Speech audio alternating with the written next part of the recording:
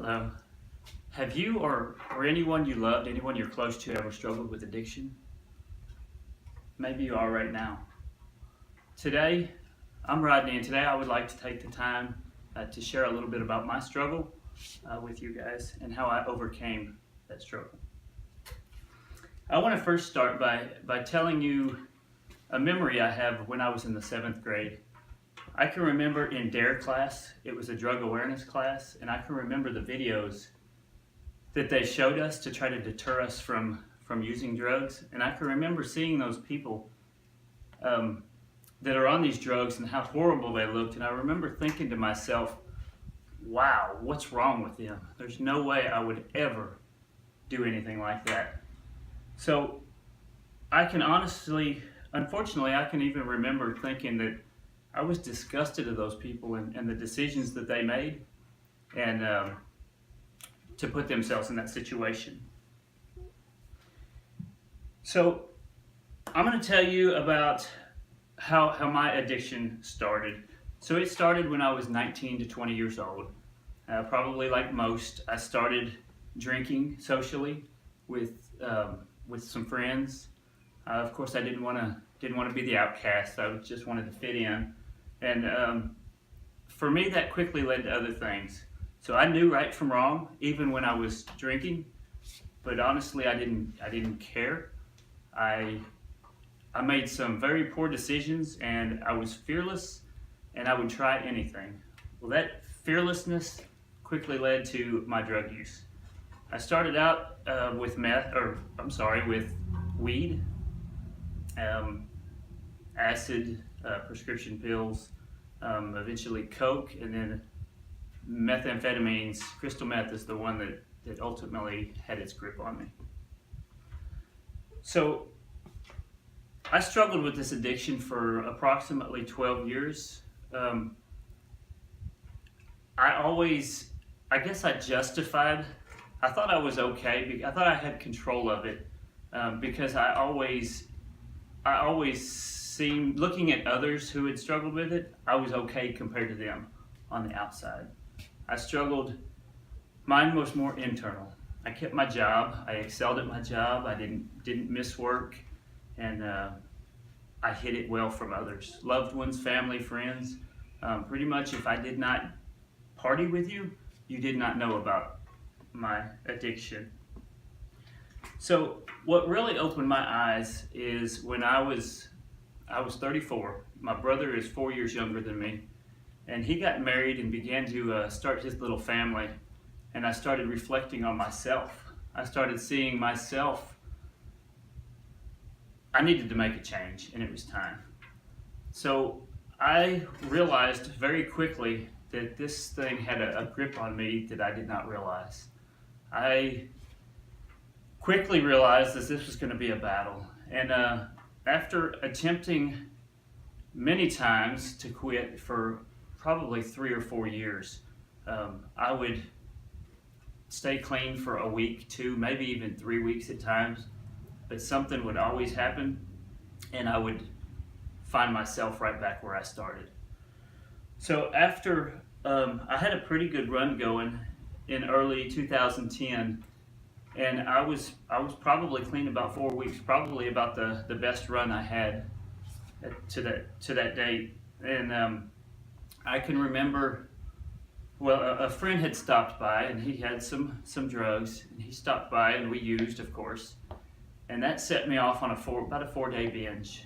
And I can remember that Sunday night, of course, I was upset with myself, disappointed, worked so hard for a month to stay clean. Like that, it's over, right back where I started. So I cried out to God that night, laying in bed. I will never forget it. Now, I didn't know God. I knew there was a God, but I didn't know Him. I didn't have a relationship with Him. I wasn't raised in church, and honestly, I didn't even know the difference between God and Jesus. But that didn't matter.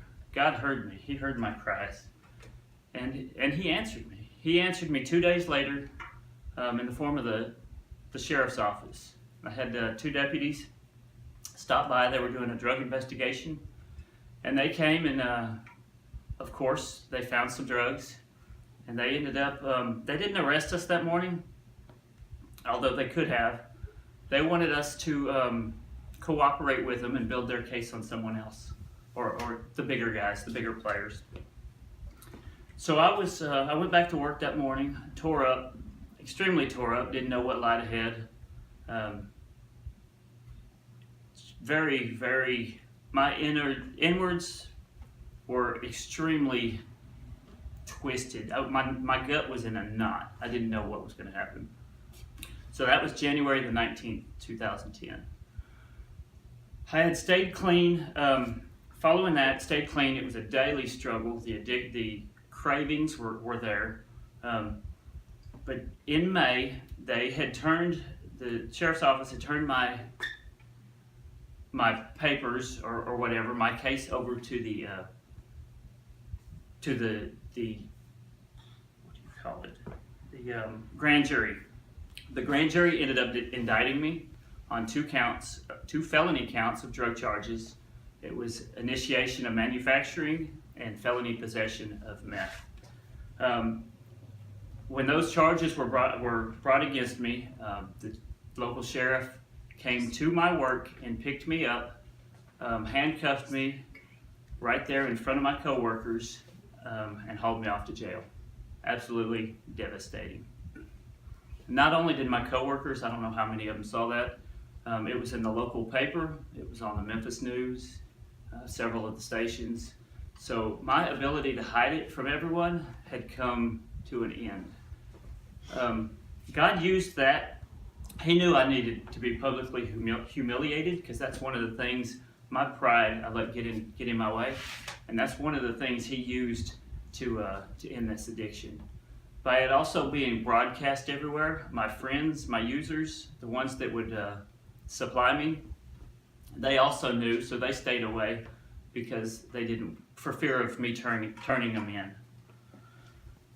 So shortly after that arrest, I surrendered my life to Jesus one morning. So one Sunday morning at church, it was a good service, and I can remember toward the end of the service, a few people were going down to the altar, and I don't remember leaving my seat.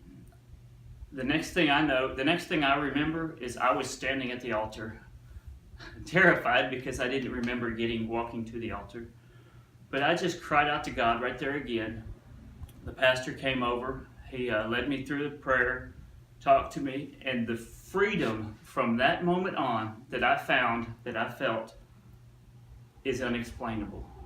Only a few moments had passed from the time I walked down to the altar for when that altar time was over and I walked back to my seat. But the difference that I felt is unexplainable.